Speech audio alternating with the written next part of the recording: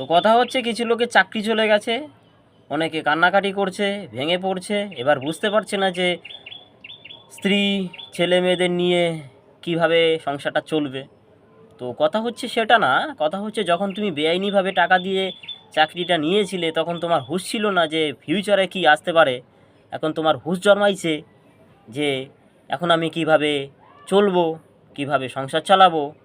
যখন তুমি টাকাটা নিচ্ছিলে, স্যালারিটা নিচ্ছিলে, সেটাকে ভালোভাবে এনজয় করছিলে, তখন তোমার এই কান্নাকাটি আসছিল না বন্ধু। এখন তোমার হুঁশ জেগেছে। হ্যাঁ, ঠিক হয়েছে। আর কথা হচ্ছে আর একটা জিনিস, সেটা হচ্ছে এবার যোগ্য, যারা যোগ্য ছিল তাদের কি হবে, তাদেরকে কথা ভেবে খুবই খারাপ লাগছে তাদের কি হবে। তবে এখানে ভেঙে পড়ার কিছু নেই বন্ধুরা। আপনারা একজন সরকারি চাকরিজীবী ছিলেন, আর বেশিরভাগ সরকারি চাকরিজীবীর মানসিকতা এটাই থাকে যে কোনো রকম একটা চাকরি পাওয়া গেল হইব, তারপরে বইয়া কাটামু, তো কেউ আমার চাপ দিলে চাপ দিতে পারতো না। ব্যাপার হলো হিটা না, ব্যাপার হইলেই যে কাজ তোমায় করতে হবে এবং কাজটাকে ভালোভাবে করতে হবে, সৎ পথে করতে হবে।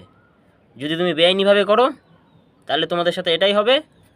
আর যারা খারাপ করেছে হয়েছে, তাদের ভাগ্যে এটা লেখা ছিল। এবং আপনি লড়াই করুন, আন্দোলন করুন, যদি সরকার আপনার কথা মানে, যে বিশ্বাস করে বা আপনাকে পরীক্ষা করে নিতে পারে যে আপনি সত্যি সঠিক যোগ্যতা, সেটা আপনার সরকারের সাথে বোঝাপড়া। আমরা তো সরকারি সাথে যেতে পারবো না এই ভিডিওর মাধ্যমে। আপনার ক্ষমতা থাকলে আপনি যাবেন, আপনার কনফিডেন্স থাকলে আপনি যাবেন।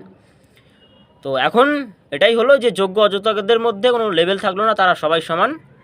ব্যাপার হচ্ছে এটাই যে কিছু খারাপ মানুষদের জন্য ভালো মানুষদের লাইফটা আনসিকিওর হয়ে গেল। তবে এত ভেঙে পড়ার কিছু নেই, কান্নাকাটি করার কিছু নেই। দেখতে হবে, চেষ্টা করতে হবে, ভালো থাকতে হবে, খারাপ সময়টাকে মোকাবিলা করতে হবে। Life is very temporary. তো জাস্ট স্ট্রং থাকতে হবে। আপনারা সরকারি চাকরিজীবী, চাকরি চলে গেলে আপনারা অনেক হতাশাজনক হয়ে যান, ভেঙে পড়েন। কিন্তু আমরা যারা একজন প্রাইভেট সেক্টরে জব করি, তারা আজকে চাকরি গেলে যারা কালকে চাকরি জোগাড় করার ক্ষমতা রাখে, সেই কনফিডেন্সটা থাকে, তো তারা এত ভাবে না চাকরি চলে গেছে, কী হয়েছে, কী হবে, এখন কান্নাকাটি করে না। ঠিক আছে, তত ভেঙে পড়ার কিছু নেই বন্ধুরা। হয়েছে, সরকার ডিসিশন নিয়েছে, তুমি লড়াই করো, আন্দোলন করো, যদি তুমি চাকরি ফিরে পেতে যাও বা তোমার প্রাপ্য জিনিসটা পাতে চাও। আর যারা অযোগ্য ছিল তাদের কাছে সঠিক ঠিকটাই হয়েছে এবং সর্বদা ঠিকই হবে। এটা পুরো প্রাচীনকাল থেকে শুরু হয়েছে এবং ফিউচারে সেটা হবে। যারা খারাপ তাদের সাথে খারাপ জিনিসই ঘটবে। এটা নিয়ে এত তোলপাল করার কিছু নেই, এটা খুবই সিম্পল একটা বিষয়। তো এটাকে মানার চেষ্টা করো। চলো, ধন্যবাদ, ভালো থাকবেন, সুস্থ থাকবেন।